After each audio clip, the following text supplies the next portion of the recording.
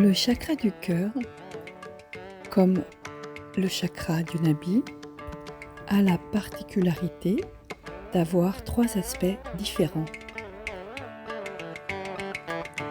Au niveau du corps, le chakra du cœur se retrouve à gauche, au niveau de la poitrine, au centre, sous le sternum, et à droite.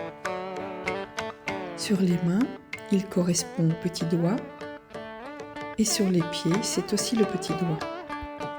Au niveau de la tête, sur le Sahasrara, le cœur droit est à gauche et le cœur gauche est sur le côté droit. Et le cœur centre est au milieu, toujours autour de la fontanelle. Les qualités du cœur sur le côté gauche sont bien sûr l'amour, la compassion, mais aussi la joie et le détachement. Cette étincelle qu'on appelle l'esprit en nous permet de prendre une distance vis-à-vis des choses et d'être détaché grâce à la conscience sans pensée.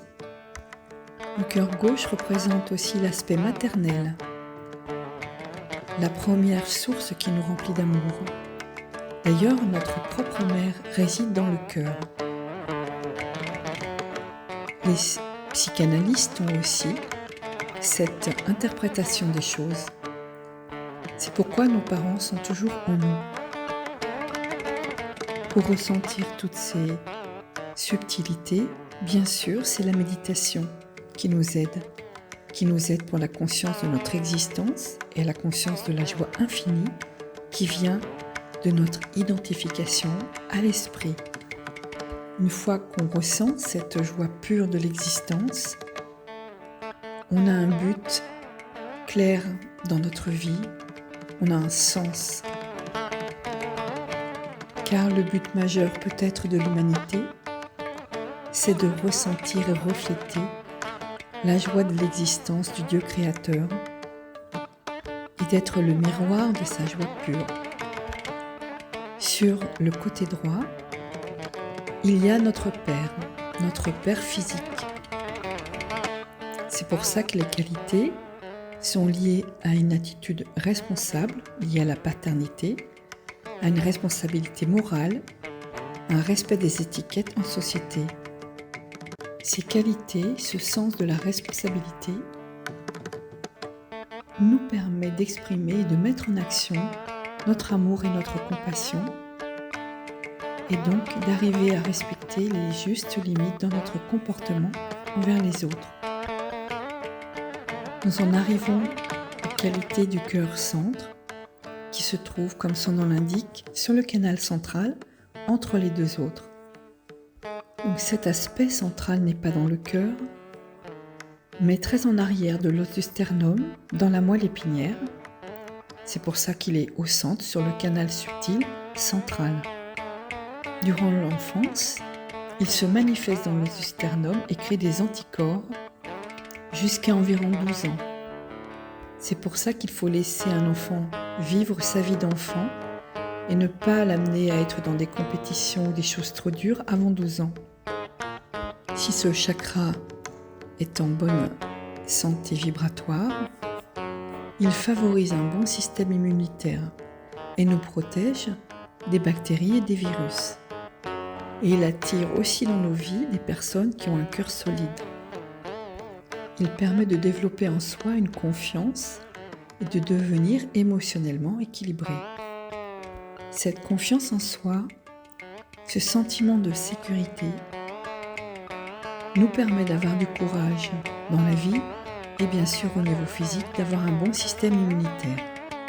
Si on a eu des chocs émotionnels durant l'enfance, ce centre peut être affaibli. On peut ressentir des peurs irrationnelles, douter de soi-même et aussi manquer de confiance en Dieu. Pour le cœur gauche, on peut dire qu'un excès de canal droit, d'activité, de stress peut générer trop d'ego et cet ego peut écraser le cœur. En fait, ça se passe au niveau de la tête Si l'ego est trop prédominant, il écrase et referme la fontanelle. De même, si on a des émotions trop lourdes, des attachements, si on est un peu léthargique, ou si on continue à avoir des superstitions, alors on peut aussi écraser le cœur drôle. C'est-à-dire que le super-ego, au niveau du crâne, est trop développé et écrase la fontanelle. Lors de la réalisation, la Kundalini va monter une première fois pour relier l'espace qui se trouve entre le vide, car le parasympathique n'est pas connecté. Elle va redescendre, puis va remonter, prendre cet esprit et l'amener au Sahasrara. C'est le mariage divin de la Bible, par exemple. Et l'union de ces deux énergies crée l'événement de la réalisation du soi. Et la réalisation du soi, c'est justement de prendre conscience de cet aspect divin qui est en nous.